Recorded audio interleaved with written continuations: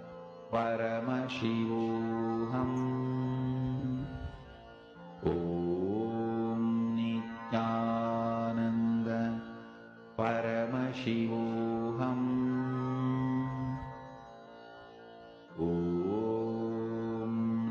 Nithyananda Please relax. I request all the participants, you can Paramashivoham slowly open your eyes now.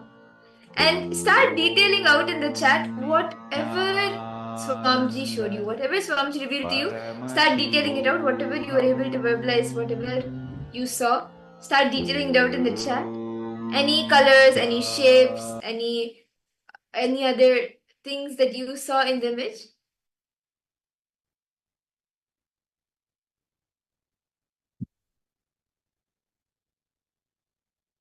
Ma Zhen Shao, Ma Ananda Agora Rupini.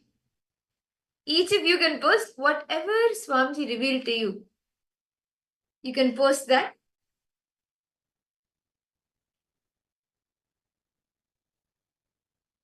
Ma Zhen Shao. Yes, ma. I just read your message, ma Zhen Shao. In the next session, we'll do a scan for you. Request it to be available, ma. We'll definitely do a scan for you. Okay, do not worry about it. You're coming the right time. Swamiji is here, so do not worry. Swamiji is healing you. We'll do a scan for you, ma Zhen Shao. Don't worry about that.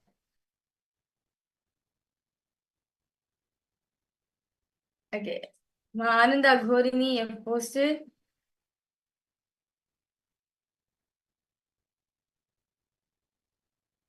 Green plants, mountains, blue sky, white clouds, brown color buildings, and water reflection. Okay. Masyahu, you're able to see pink. Okay. How about for you, Malinga?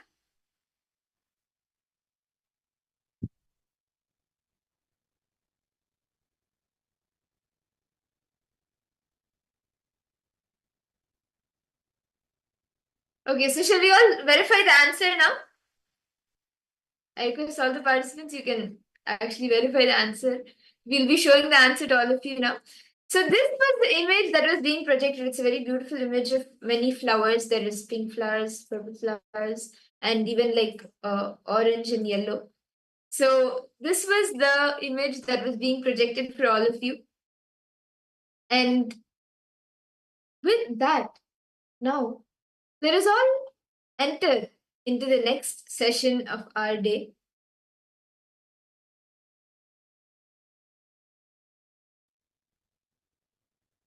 Let's all enter into the next session of our day, where we will be understanding more about what the Mahasadashiva dimension of Paramashiva can give us, how we can benefit from these different dimensions of Mahasadashiva. So in this session, we are going to be learning about the 25 aspects of Bhagwan Mahasadashiva. So if you see the very form of Bhagwan Mahasadashiva, right, he has 25 heads, 50 hands, and 75 third eye. Very beautifully, Swamiji said, right, Mahasadashiva, Bhagwan Mahasadashiva, symbolizes how to do the 5 actions of Paramashiva plus the 5 phases of Paramashiva. That's 5 into 5. The 25 dimensions of Bhagwan Mahasadashiva you're going to be understanding right now. So first session you're going to be understanding the 5 phases and the 5 phases of Bhagwan Paramashiva. Let us now listen to this beautiful truth revealed by Swamiji himself.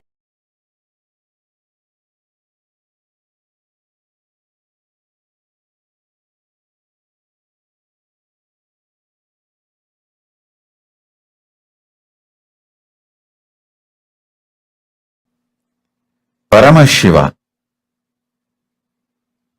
in his Mahasadashiva Murti manifestation, who is the Lord of KAILASA, with 25 heads, 75 eyes, 50 hands,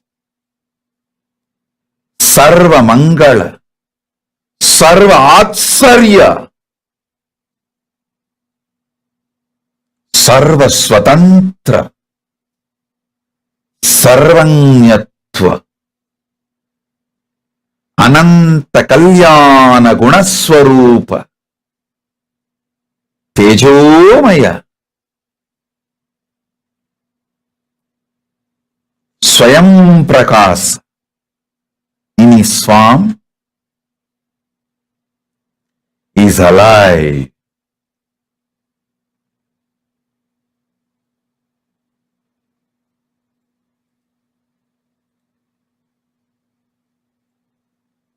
Listen. You are introduced by him about him. Now, he is introducing himself about himself to you right now. So, just sit and receive. Now, these 5 actions. Understand first this about these 5 actions. Srishti, manifestation. Sthiti, sustenance. Samhara, rejuvenation. Trobhava, getting out of delusion, pulling out of delusion. Anugraha, liberation. Manifestation, sustenance, rejuvenation, pulling out of delusion, enlightenment, liberation. These 5. Paramashiva does these 5 as Sadashiva with 5 faces. Satyojata, Vamadeva, Tatpurusha, Ahora, Ishana. Listen. Satyojata, Tatpurusha, Vamadeva, Ahora, Ishana. Let me repeat. Tatpurusha, Vamadeva, Agora, Ishana, and Satyojata. Listen intensely. Listen sincerely.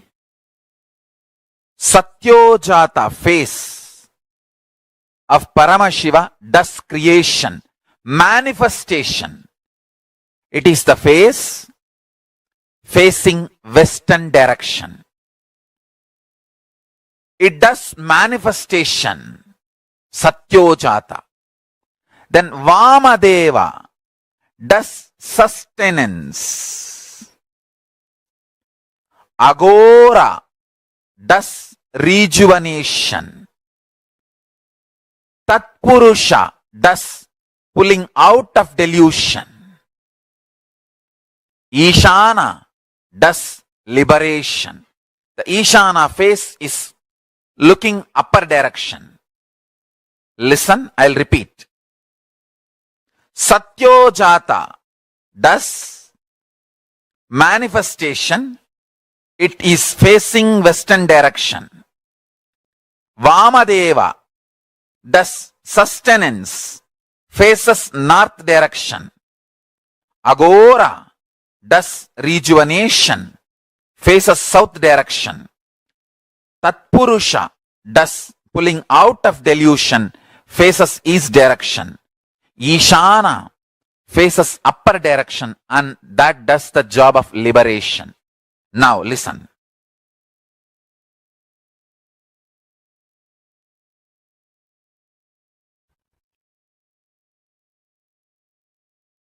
The Sadashiva, he exists doing these 5 Panchakritya.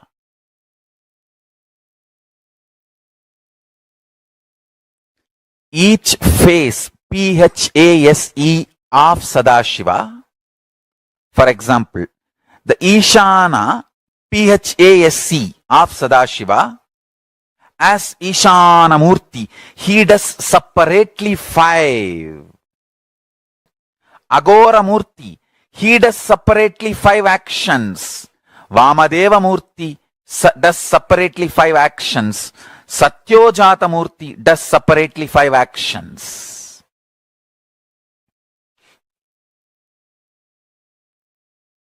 I'll tell you one by one.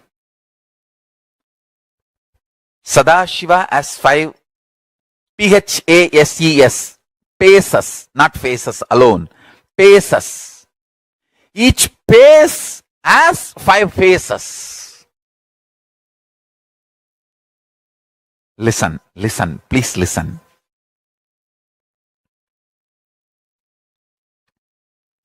Sadashiva has 5 phases, PHASES, paces. That 5 paces does creation, sustenance, rejuvenation, pulling out of delusion and liberation. Now, each pace, for example, creation, manifestation pace, that is Satyojata. That creation pace has 5 phases. How you know? Manifesting manifestation, manifesting sustenance, manifesting rejuvenation, destruction, manifesting pulling out of delusion, manifesting liberation. How can liberation come into existence unless it is manifested? How can sustenance happen unless it is manifested? So, the manifestation PHASES, pace of Paramashiva, has 5 phases, FASCE. Manifestation pace of Sadashiva has 5 phases. So manifestation itself is 5 level. So that is 5 phase. Then sustenance is 5 level. That is 5 phase. Then rejuvenation is 5 level. That is 5 phase. Pulling out of delusion is 5 level. That is 5 phase. Liberation is 5 level. That is 5 phase. All these 5 into 5, 25 phases put together is Mahasadashiva. Understand?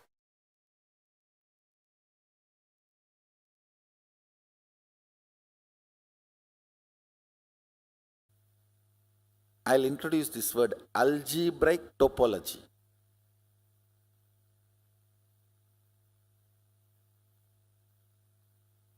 Mapping of microscopic logic and telescopic logic at the same time.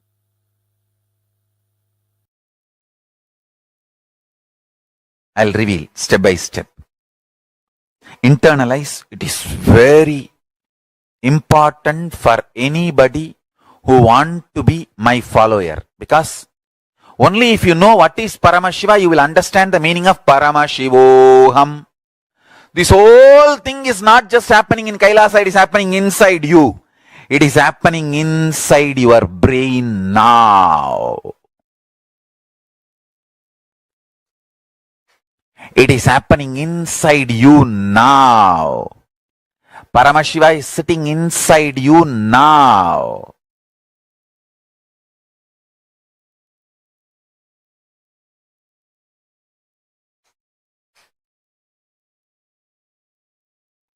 When first time Arunagiri Yogeshwara told me this, I literally jumped and touched my own feet and put it on my own head. I became so excited. I did not know what to do. Because when Arunagiri Yogeshwara was telling me this truth, it was so alive and real. In Vedas and Agamas, in Hindu tradition, now this moment is not emptiness or nothingness, it is Purna, complete, everything. This moment, this Chana, this second, now is the time Kala Bhairava meets our consciousness, and in this moment, universes come in, exists, dissolve, gets pulled out of delusion and gets liberated without chronological time gap, spontaneously, simultaneously. Meditate on it. Understand? Samhara is created, creation is destroyed. Sustenance is deluded, delusion is sustained. Liberation is deluded, delusion is liberated. Creation is destroyed, destruction is created. Sustenance is destroyed, destruction is sustained.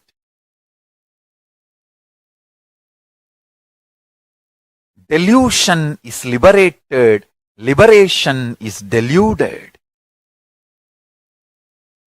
Creation is deluded, creation is liberated. Creation is sustained, creation is destroyed.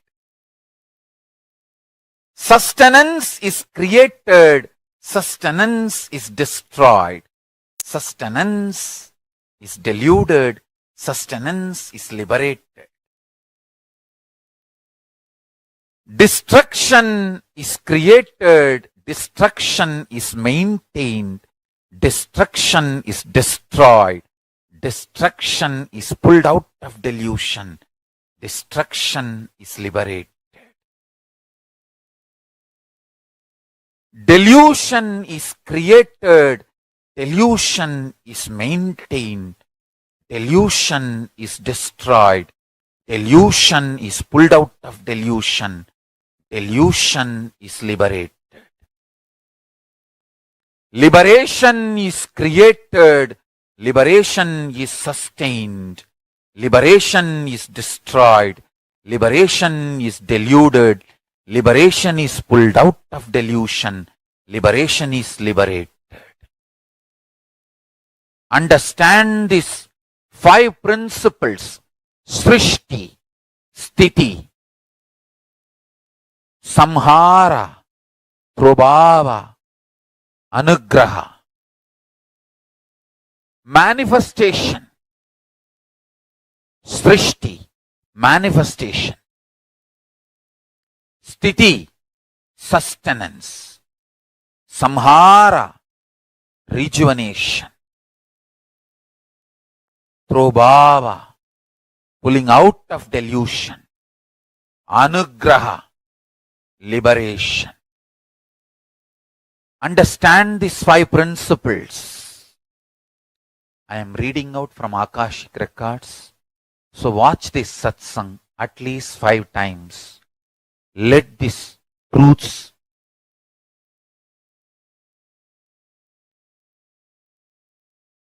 vibrate, reverberate in you. Creation is created. Creation is sustained. Listen carefully. Srishti. Manifestation is manifested. Manifestation is sustained. Manifestation is destroyed. Manifestation is pulled out of delusion. Manifestation is liberated. Sustenance is manifested. Sustenance is sthiti. Sustenance is manifested. Sustenance is sustained. Sustenance is rejuvenated. Sustenance is pulled out of delusion. Sustenance is liberated.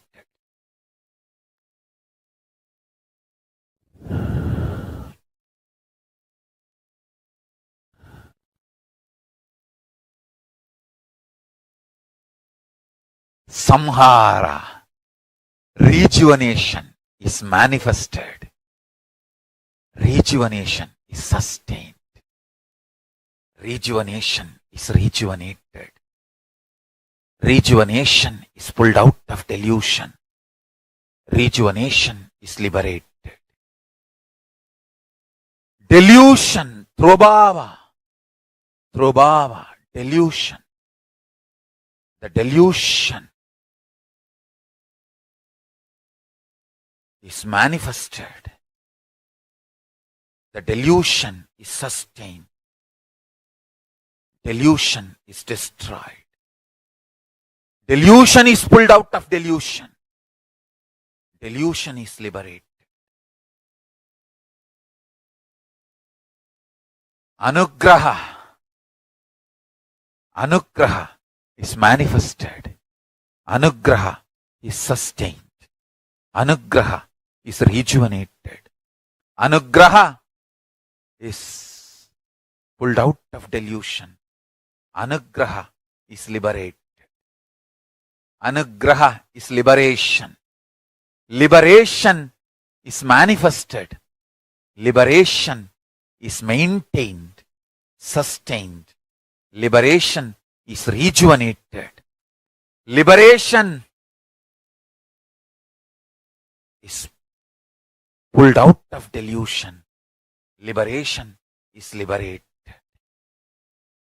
Understand these 5 principles of existence.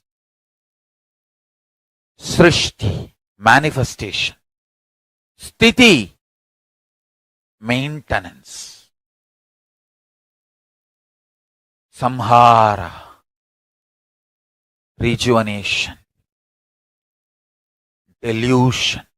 Trobhava, pulling out of delusion. Anugraha, liberation. This 5 dimension of the universe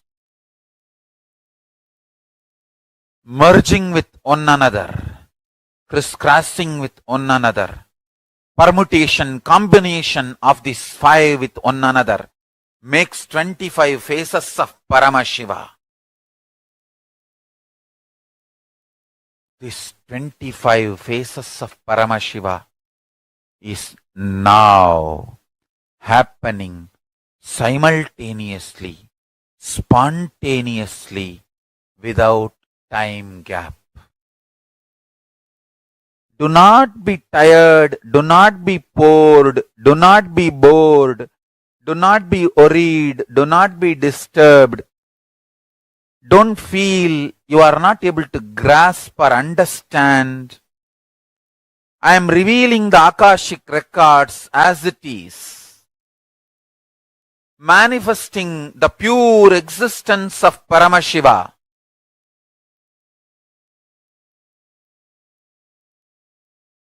Principle of creation getting created. Creation energy getting created. So, the permutation combination of all these 5 into 5 is 25. All the 25 happening in you now. Now. Listen. Listen. If you meditate on this, you will understand. Some people manifesting in your life is creation. Some people leaving your life is rejuvenation. Some people getting back to your life is pulling out of delusion. Some people are adding bliss, joy to you, and you adding bliss and joy to them is liberation. All this, understand, whether it is people, places, object, health, anything you experience, it is all just the 25 principles manifesting, happening in you. If you are fighting with that happening, you are Jiva. If you are master of that happening, you are Shiva. If you sit now and complete with all these 25 happenings in your life, internally, externally.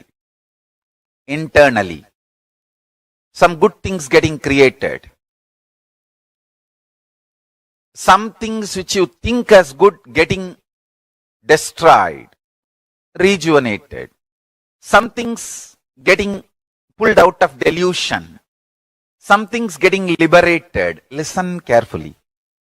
5 into 5, 25 happening now in you is the meaning of Om Nithyananda Paramashivoham. This is the meaning of Mahavagya. Understand? This is the powerful cognition of Mahavagya. What is the powerful cognition of Mahavagya? All the 25 happening now in you.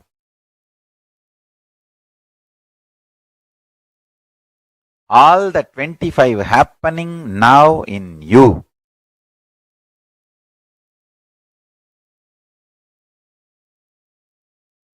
Satyojata Murti, Vamadeva Murti, Tatpurusha Murti, Aghora Murti, Ishana Murti. All the 5 put together as Sadashiva Murti, and all the 5 into 5 put together as Mahasadashiva Murti is happening in you now.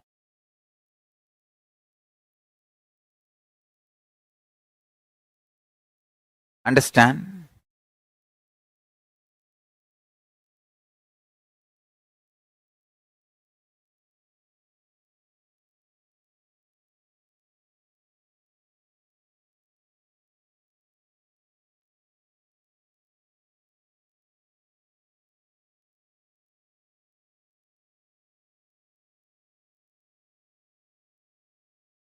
Listen carefully. I am teaching you the science Paramashiva Jnana, Paramashiva Vijnana, brought by Parashakti, given by Paramashiva himself to Parashakti and brought by Parashakti to planet Earth, Kanchi. And she started spreading it from Tiruvannamalai to the whole world. Understand? Few things you need to really understand.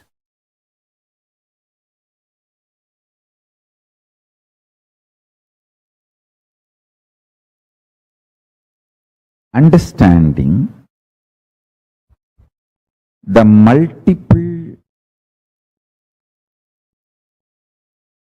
dimensions of your existence can coexist without chaos and prioritizing simultaneously, spontaneously in you makes you chaos free, stress free, tiredness free, incompletion free, worry free. Listen, I'll explain. Very simple thing I can tell you. Visualize yourself with the 25 heads of Paramashiva, 75 eyes. Now decide all your problems, difficulties, business, everything. You will think through these 25 heads and find solution. Please listen.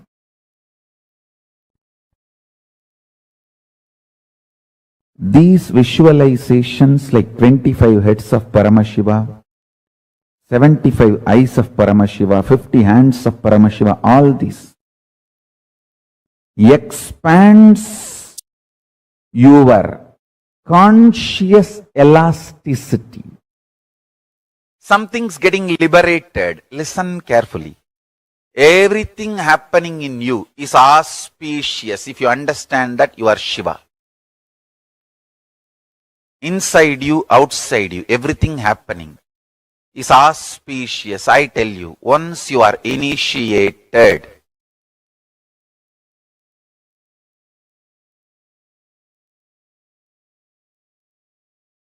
once you are initiated, once you are my disciple, listen very clearly.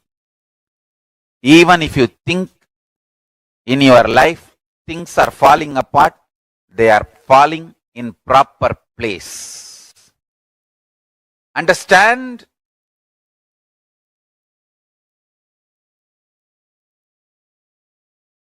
Nothing is falling apart. They are all falling in place.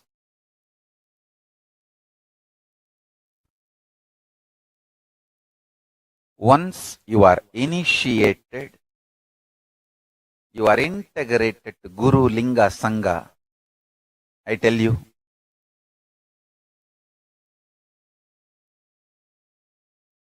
nothing falls apart.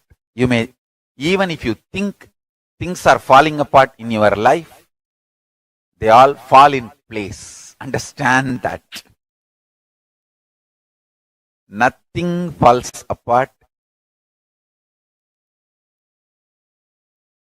Everything happening is auspicious. Everything is falling in place for the higher purpose. I tell you. Once you sit with that clarity, you are Shiva. If you are able to come to that clarity in your life, you are master of your life. You are Ishvara. I tell you, whoever is constantly in firefighting mode internally lives as Jiva. Whoever lives in ferocious mode internally lives as Shiva.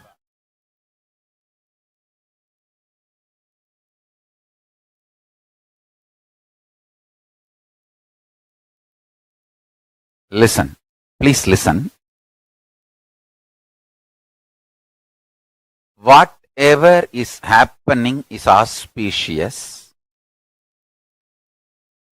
Things are not falling apart in your life, they are falling in place in your life for your higher purpose.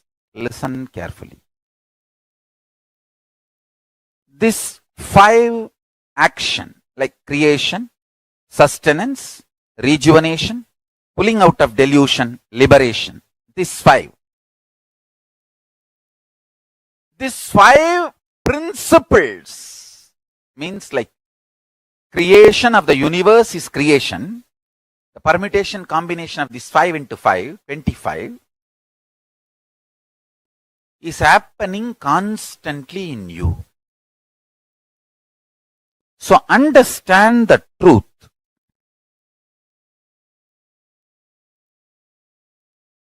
Everything happening in your life is auspiciousness. With this one truth, one powerful cognition, if you sit and bring this clarity, completion, joy, restful awareness, this one principle in your life alive, then you are free from death. You are free from death.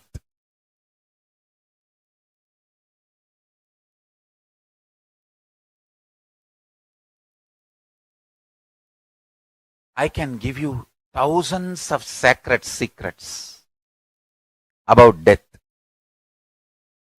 Just catch this one truth. Everything happening in you is this 25 activities happening in your life internally, externally.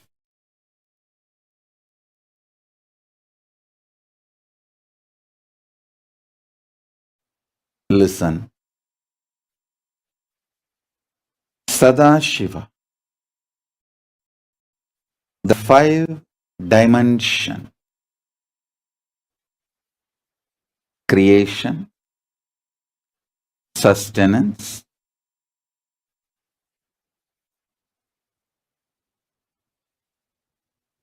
rejuvenation, delusion, liberation. This 5 becomes 25.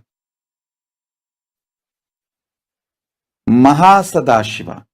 Sadashiva becomes Mahasadashiva. Listen. Listen intensely. Only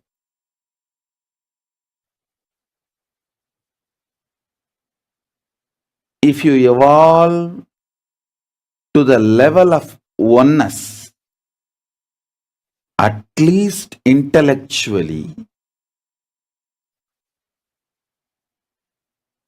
you can understand creation, sustenance, rejuvenation, pulling out of delusion, liberation, all the 5 happens simultaneously, spontaneously, synergetically, like synesthesia. Listen. Today I have introduced one more new word, synesthesia. Listen. Synesthesia means, I'll give you direct meaning. Synesthesia is an anomalous blending of the senses in which the stimulation of one modality simultaneously produces sensation in different modality. Synesthetes hear colors, feel sounds, taste shapes. Listen. If you understand this synesthesia is actually experience of a power of oneness in physical sensory level. It is an anomalous blending of the senses in which the stimulation of one modality simultaneously reproduces sensation in a different modality. Synesthetes hear colors, feel sound, taste shapes. Synesthetes, people who have that synesthesia capability, they actually, when they see the colors, they hear the colors in the ears. When there is a sound, they feel it in their skin. When they see the shapes, they taste it in their tongue. The tongue can taste the shapes they see. So it's like a one sense material, object. They can taste it in all 5. It's a kind of a power. Listen. Same way, these 5, creation, sustenance, rejuvenation, delusion, liberation, these 5, you can taste liberation in creation, delusion in creation, sustenance in creation, rejuvenation in creation. You can taste creation in liberation, rejuvenation in liberation, delusion in liberation. You can taste delusion in creation, rejuvenation in sustenance. All the 5 happen happens simultaneously, synergetically, spontaneously, synesthetically. Listen. Only when you understand this intellectually, you will see your 5 aspects of 5 head of Paramashiva becoming 25 head. I asked once my guru, why Mahasadashiva's form is not worshipped in many temples commonly? See, all Paramashiva's 64 forms are worshipped in many temples commonly, like Nataraja will be there in every Shiva temple. Lingodbhava will be there in every Shiva temple. Linga will be there almost in all Shiva temples. Ardhanarishwara, many Shiva temples has. Even the rare forms like a Veerabhadra or Agora are worshipped in some temples. Kala. All 64 forms are worshipped in so many temples, but Mahasadashiva, totally I have seen only 2 temples having Mahasadashiva form. One in Tiruvannamalai temple, North Tower, only one place. In Madurai, in only one place. Other than these 2 temples, I have not seen anywhere Mahasadashiva form. Of course, now in all KAILASA we are putting. In the ancient temples, I asked my guru why. He said, Mahasadashiva form can be even understood only by yogis who is able to cognize oneness only if you experience the power of synesthesia. Only the synesthetics can understand. In creation, there is destruction. In creation, there is liberation. In creation, there is delusion. All the 5 happens simultaneously, spontaneously, synergetically, synesthetically.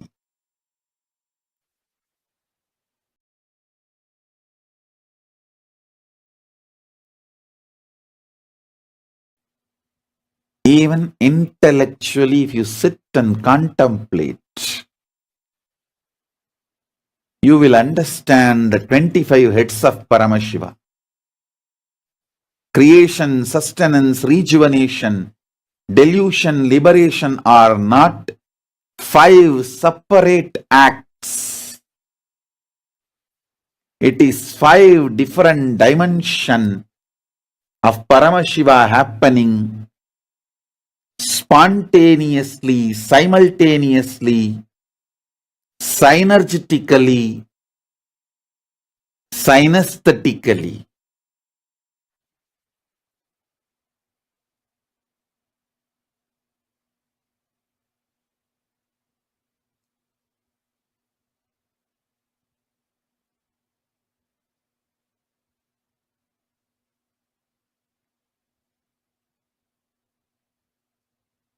Using your brain to understand this principle will awaken Mahasadashiva's presence in your being.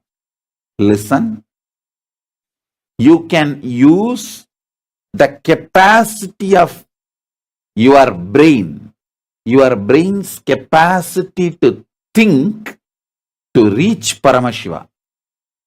Buddhism continuously teaches only in no mind state you can reach Buddha. Hinduism does not close the doors for thinkers.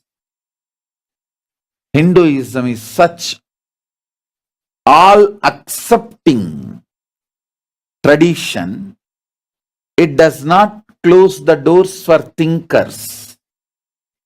Even if you sit and think, use your thinking. How?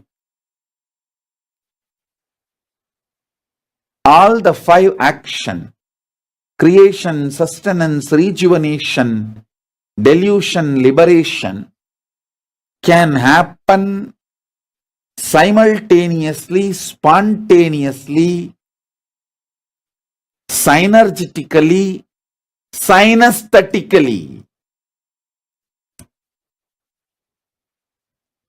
Just even if you sit and start contemplating, your brain's capacity will increase. It will start cognizing Mahasadashiva's qualities. Listen, when you meditate on his qualities and request his being to land inside you, he just manifests. Actually, he is inside you. When you meditate on his qualities, when you try to understand, your thinking will surrender to his vastness and greatness. You will realize he is more than all these put together. Then he simply manifests himself in you. Now,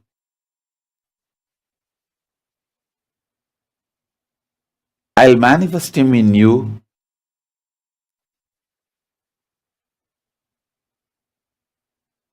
Just you understand, try to think what I am saying.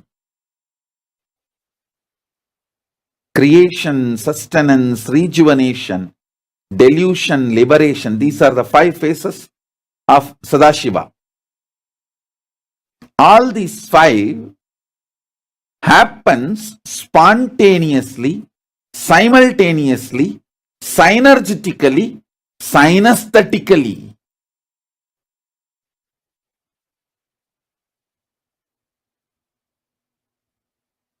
How this is happening?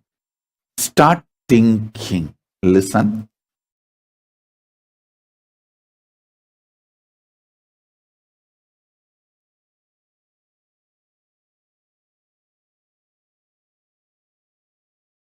When Arunagiri Yogeshwara asked me to start teaching, initiating,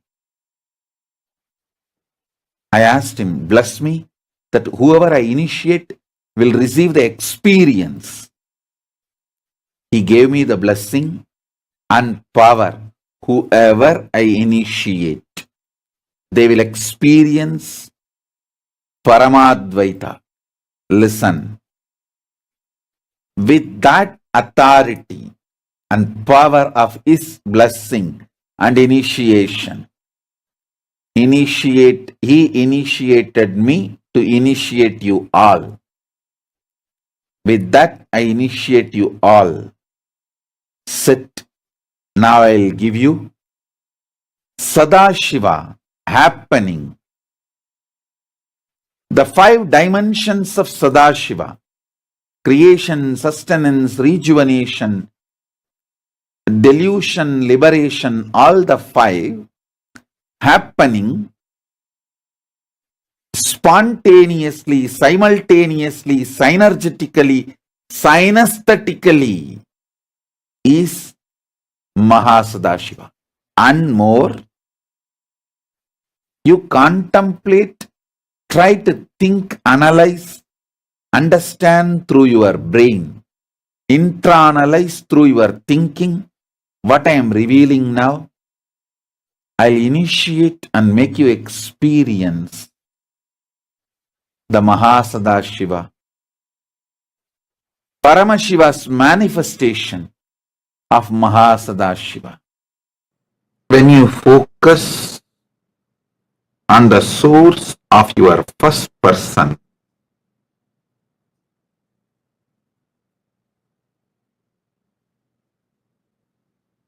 deeply, first you will get the glimpse that source of your first person is not only the perceiver, he is the creator. Listen, when you start looking deep to the source of your first person,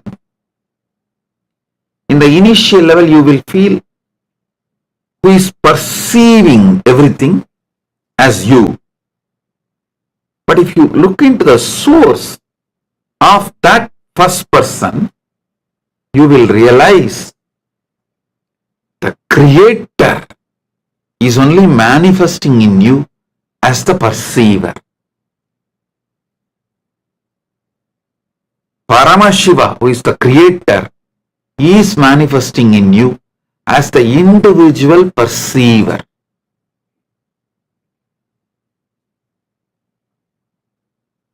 When you settle in that space, all your fears about perceived will disappear, because you can just break anything which creates fear in perception. If you perceive anything as frightening, fearful, you can finish it off. You can clear it, because you are the creator. Same way, you will not be greedy or attached to anything, because anything you enjoy, you can go on keeping it forever. So you will feel bored about, what is there to keep it forever and enjoy? After all, I am the creator. Knowing the perceiver is creator liberates you from fear and greed. Liberates you from all types of fear, including death fear. Liberates you from all types of greed, including attachment to life. Listen. Listen to this one great truth. Meditate on this one great truth. Experience this one great truth.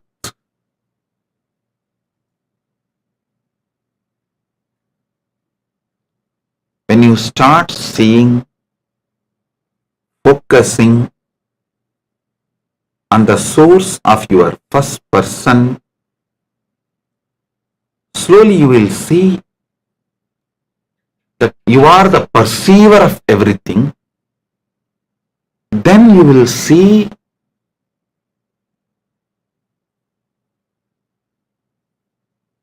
you are not just perceiver. The source of your perceiver is the manifester.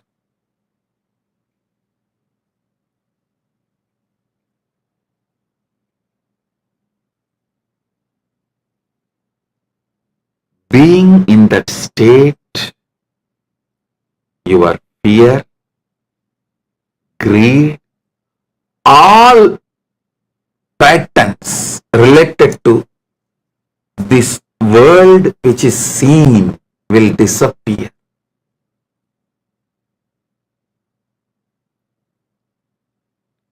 I tell you, listen, I'll tell you some of the deepest truths you will experience when you deeply look into the source of the first person. So I am telling you some of the fundamental secrets. If you start looking at the source of your first person, the amount of integrity will happen in your brain. The amount of energy will manifest in your brain. The amount of involvement you need to do to have the conscious access to the superconscious happening inside you. Only then you will understand It is experience. I strongly recommend you focus your energies and start practicing looking at the source of your first person, and side by side learn little agama, learn about how Paramashiva exists, how his various manifestations exist, how they are connected to him. Then you will see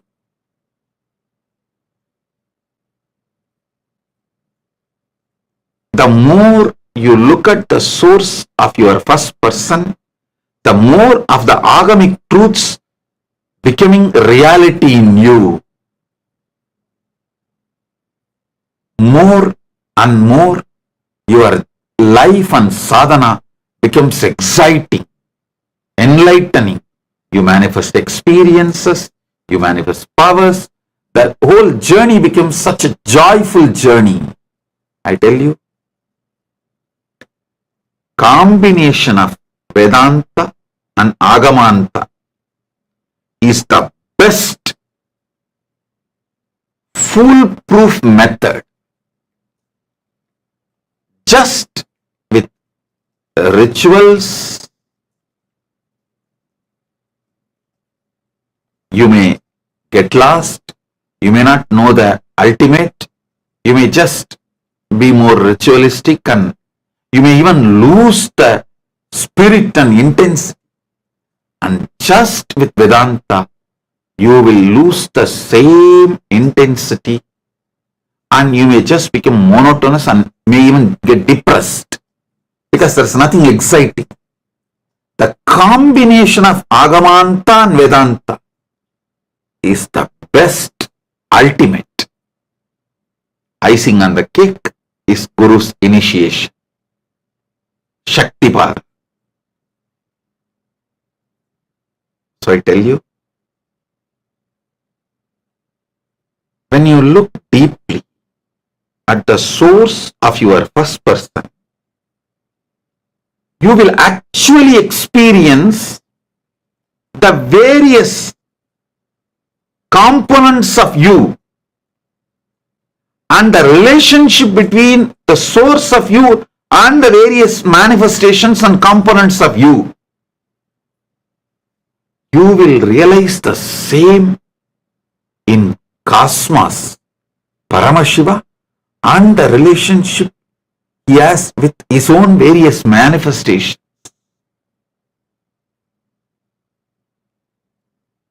Vedanta is best to realize what is happening in Pindanda. Agamanta is best to realize what is happening in Brahmanda. Vedanta is best to realize the ultimate in Pindanda. Agamanta is best to realize what is happening in Brahmanda.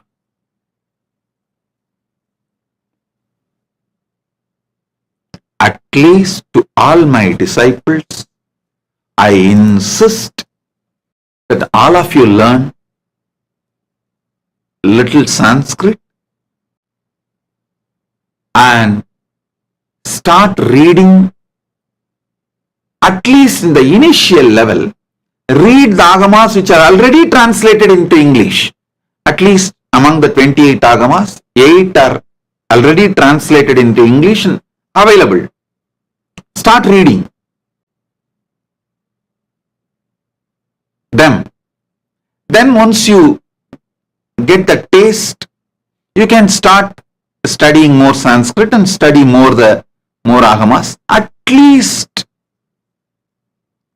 some of the basic Jnanapada or the KAILASA Vivarana, how the KAILASA exists and how Paramashiva is Navatattvas, how he manifests in 9 different manifestations of his own. All that, the basic truths. Because when you look into the source of your first person, many things you will experience. If you have little knowledge of Agama, you will see, oh God, what's described in Agama, this exactly is manifesting. That will excite your journey to reach the Paramadvaita Satya, Paramashiva Pada. Oh.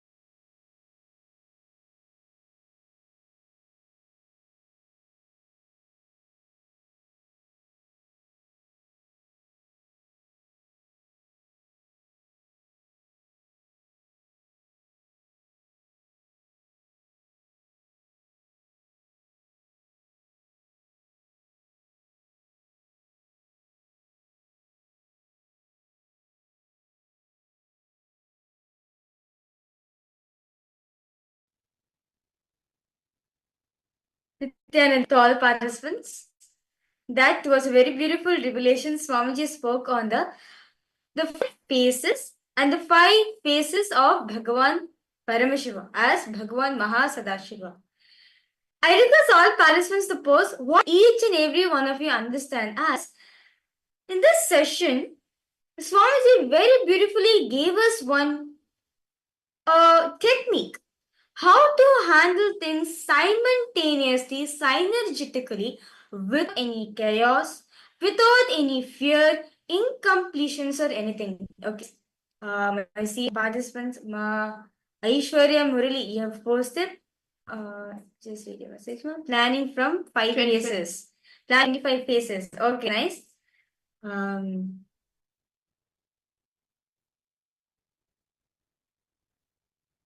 So, see this 25, okay, Ma Gabriel, Nithyanandam, Ma Siyavu, Ma Vamadevi, Ma Saxena, Nithyanandam, Ma Shobana, nice to see you. Ma Kaili Vam. Okay, see, in this session, right, the 25 faces of Bhagavan Mahasadashiva. Actually, very beautifully, how, see, if you see just the form of Bhagavan Mahasadashiva, right, he has 25 heads, 50 hands, 75 how such a big form? How is it that he's able to carry this? Like one head is not carry, but how is he able to carry the 25 heads? See, sounds very beautifully. If you just understand Bhagwan Mahasadashiva, you'll understand how to make things happen simultaneously, synergetically, without any conflict. See, each phase of Mahasadashiva performs each of the 5 phases. Paramashiva has the 25 heads, but each of those heads have the different phases. Like one phase represents the creation, one phase represents sustenance, one phase represents the rejuvenation, one phase represents the putting into death, and the last phase it represents liberation. Each of these 5, within these 5, perform 5 actions, like the creation, the sustenance. So the creation aspect has the creation phase as well. The sustenance has creation, the sustenance has sustenance, the sustenance has rejuvenation. Just like this is Mahasadashiva manifests 25 phases. And just how he manifests all of these 25 phases simultaneously, spontaneously, and synergetically, each of these phases, each of 25 dimensions are happening even in you. Even we are performing this. When you meet somebody, beautifully said, when you make a friend, when you create a friend, that is the creation. Then when sustaining the relationship, sustaining that friendship, it is sustenance. Then when they leave you, when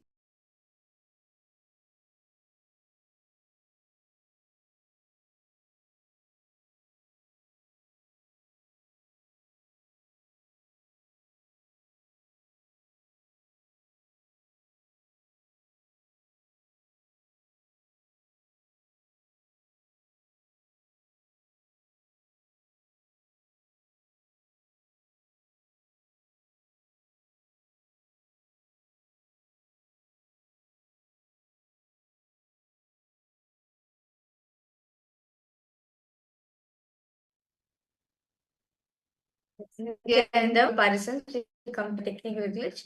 I hope all the participants or all of you are able to hear us now. Is it clear for all of you?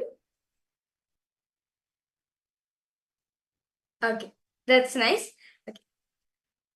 So as Swamiji was beautifully sharing, you create a friend, when you make friends, you are having in the creation aspect. When you are holding that friendship, nourishing that friendship, that relationship, that is the sustenance aspect, the sustenance dimension. Then when for some reason that friend leaves you or that person they leave you, the rejuvenation aspect. Then when they come back into your life, that is pulling delusion. And when you both enrich each other, when you enrich them, they enrich you, that is to experience the ultimate joy in your life, to give that sense of joy, bliss. That is the relation aspect. Okay, Maheshwari, of course. I heard this many times but never understood. Finally, after so many repetitions, suddenly today it clicked with me. See, let us understand these 5 dimensions of Paramashiva. It's happening simultaneously. All these 5 actions are happening together. Just like how the Mudra explained, right? How the 5 dimensions of the 5 actions of Paramashiva are also manifest in us. Now, these 5 see in creation, sustenance is needed. In creation, rejuvenation is needed. In creation, putting in delusion is needed. In creation, liberation is needed. So understand all these 5 combinations are put together, are happening simultaneously, synergetically, without any chaos, without any fear, without incompletion. And whatever is happening in your life, anything and everything that is happening, life is auspicious, everything is falling in place. Whatever happens, whether something is being created, whether something is sustained, rejuvenated, or you're being put in delusion, or you're being liberated, everything is auspicious. Now, can I request all the participants to take a few minutes to sit and contemplate on these 25 heads of Paramashiva, the 5 faces of Paramashiva, the creation, the sustenance, the rejection, the delusion, and the putting into delusion and liberation. See, these are separates and 5 different dimensions.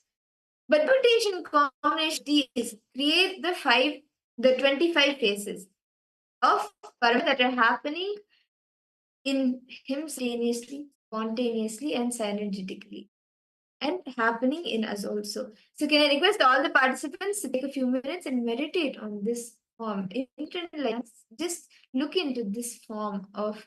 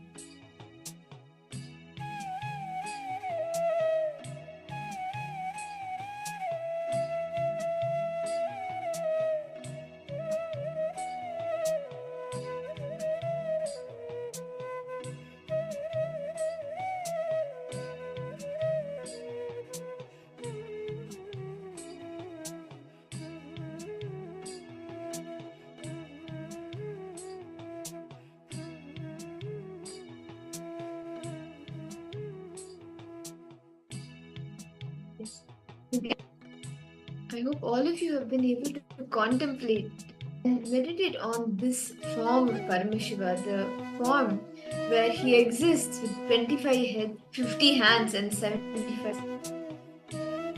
Now, can I request participants to prepare a table? We will be projecting the table for all of you. You can prepare a table and complete the columns example for each dimension. See, we have 25 dimensions, right? We have the creation, the sustenance, the rejuvenation, the putting into vision, and the liberation, which is the Shrishti, Samhara, Tirobhanugraha.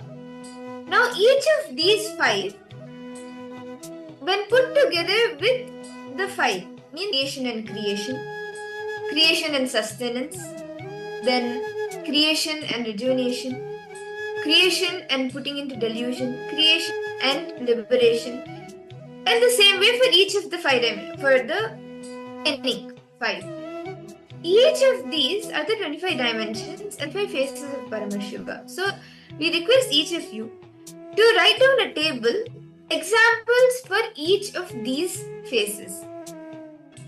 Can I request all the participants to take a few minutes to make a table and write down from your life the examples you are able to map for each of these dimensions, where you are creating and also sustaining, where you may be creating but also you are rejuvenating, or you may be rejuvenating but at the same time creating, or you may be putting yourself into delusion but still you may be sustaining something.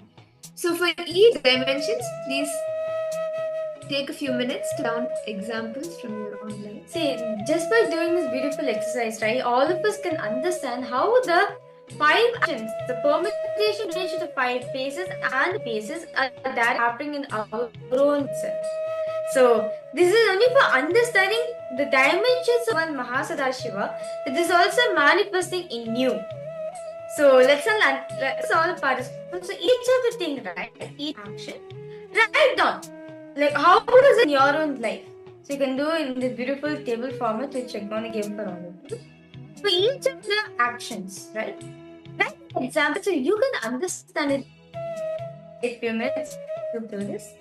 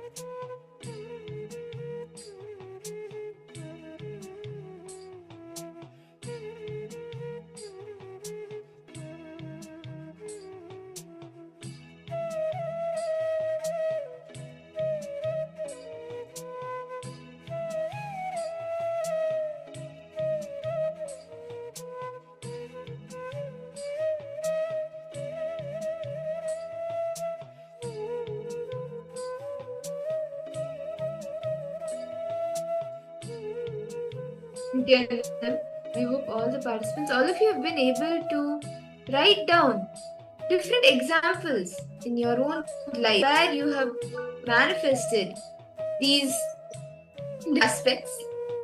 Now, can I request all the participants, you can actually share with us what are the different examples that you have been able to use where these have actually been happening, these different aspects have been happening in your life.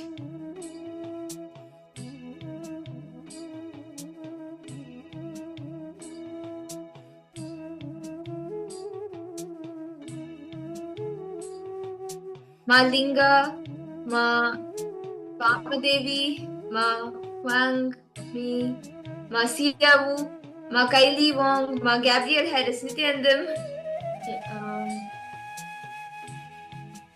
Yes, so Ma Aishwarya Murali, you can fill the different for each of these 20 aspects, these 25 phases, where you are doing creation and also you are practicing creation or you are doing creation and you are something. All of these 25 phases, where do you see actually, like you can write examples from your own life where you see all of this happening and manifesting in your life? Because Paramashiva manifests his 25 faces and all of these 25 actions are happening in us also. The 5 actions, the Shrishti, Sthiti, Samhara, Tirubhava and Anubhava happen both in the macrocosm and in the microcosm. It happens even in us. So where exactly in your life do you see that all of these dimensions are actually happening?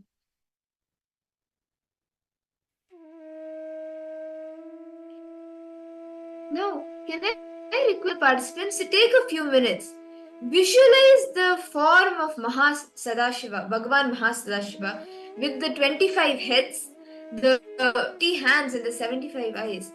Visualize the entire form of Paramashiva, Mahasadashiva, and visualize yourself as form. Visualize yourself in that form. Visualize yourself in that form of Mahasadashiva, and breathe with all of those 25 heads.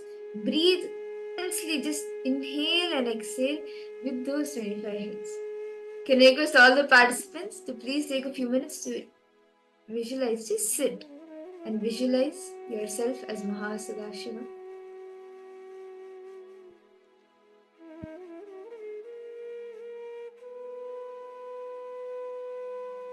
Please sit straight, close your eyes.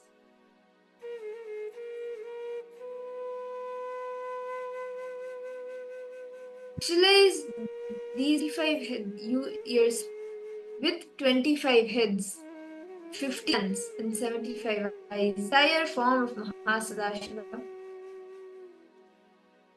Visualize yourself doing these 25 faces of Mahasadashiva.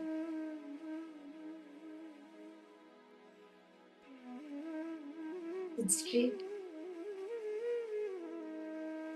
Intensely visualize.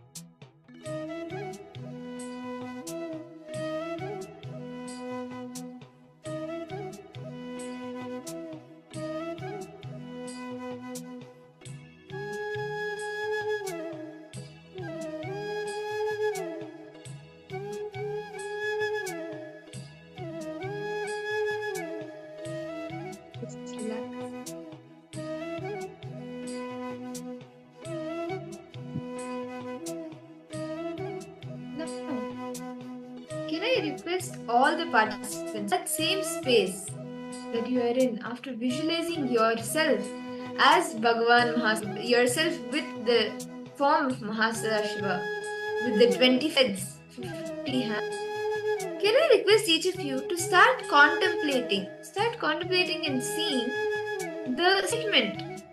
Exactly, when you start focusing on the source of your first person, what is that statement? Like, dive deeper into yourself, into your understanding of who or what you are, as what you perceive yourself as you. Acknowledge you experience things through your senses. Visualize, analyze, and look in what exactly is the source of your first person, and who or what do you perceive or what do you acknowledge that you experience through your different senses, whether it is the hearing, the sight, the taste. What do you perceive and what do you experience? Start seeking the source of the person in you. Just contemplate on beautiful mystery given by Swamiji.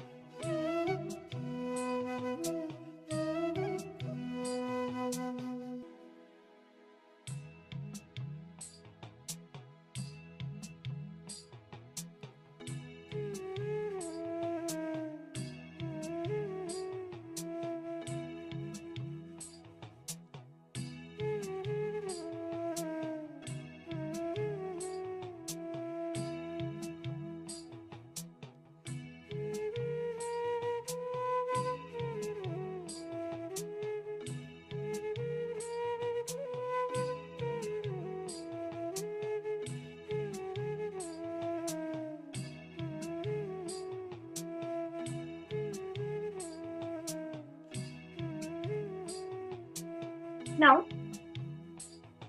I request all participants, all of us are now beautifully seeking the source of the person in us, right? Now, feel with yourself that you are the perceiver. To experience the source from the perception originates. An innate essence that fuels everything in existence. Just seek every single thing. Just seek. What is it that is me to perceive world? What that is seeking? What is it that is perceiving me? That's making me experience? The greed. All essentials in my life. Just seek yourself.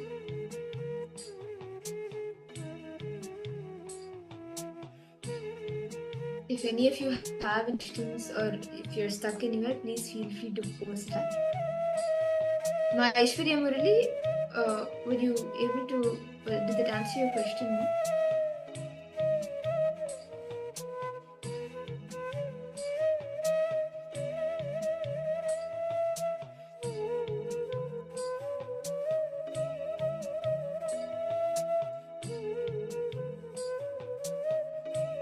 Guru Rupini, Aishwarya, Siabu.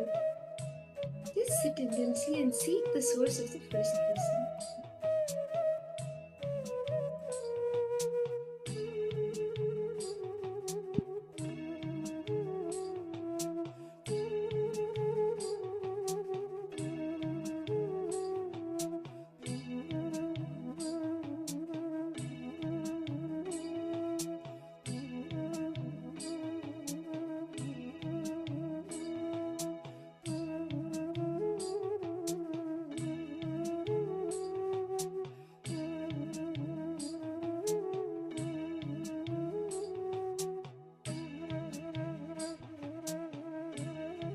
Or seeking within yourself.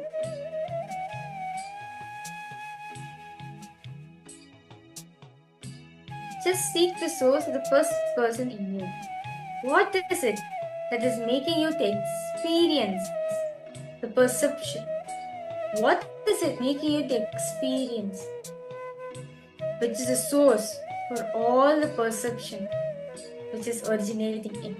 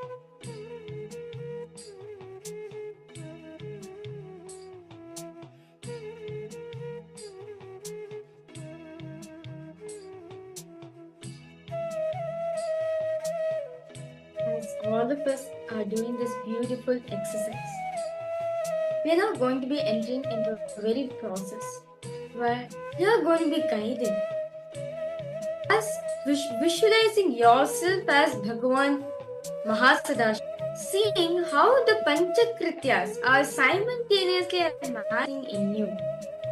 Now enter in this beautiful process.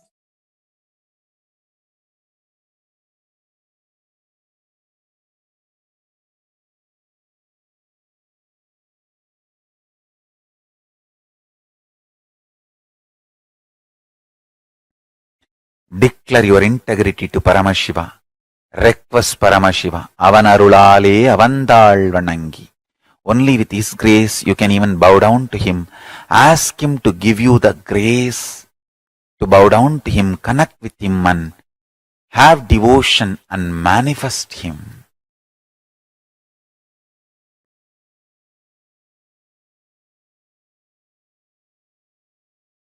That's enough.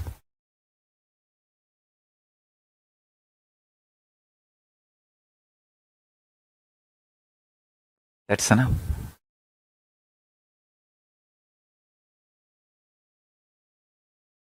He will manifest and bless all of us. So now, sit straight. Let's dissolve into Paramashiva. Let Paramashiva manifest now in all of us. Sit straight with the original verses, original words of Paramashiva. Understand, Paramashiva himself uttered these words in Agama to describe himself. I am going to utter the original words of Paramashiva and invoke him in all of us. He is going to manifest now. Sit straight. Close your eyes. Om Satyo Jatam Prapathyami Satyo Jataya Vai Namo Namaha Bhave Bhave Nati Bhave Bhavasvamam Bhavod Bhavaya Namaha Vamadevaya Namo Jyeshtaya Namah Sreshtaya Namo Rudraya Namah Kalaya Namah Kalavigaranaya Namo Balavigaranaya Namo Balaya Namo Balapramadhanaya Namah Sarvabhuta Damanaya Namo Manonmanaya Namaha Akorebhyo Takorebhyo Gora Gora Darebhyaha Sarvebhyo Sarva Sarvebhyo Namaste Astru Rudra Rubebhyaha Tatpurushaya Vitmahe Mahadevaya Dhimahi Tanno Rudra Prachodayat Isanas Sarva Vidyanam Ishwaras Sarva Bhutanam Brahmatibatir Brahmanotibatir Brahma Shivo me Astu Sada Shivo.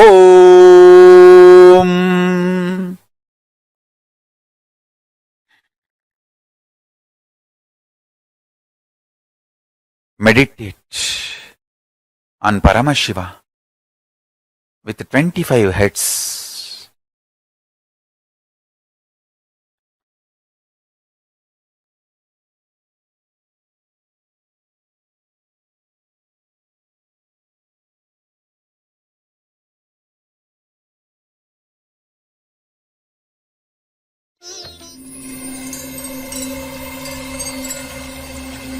I welcome you all with my love and respect. Let you all open all your three eyes. Om Nithyananda Paramashivoham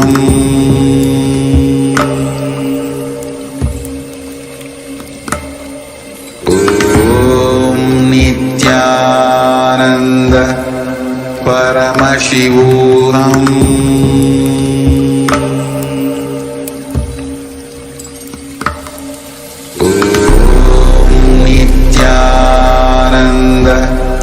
Paramashivoham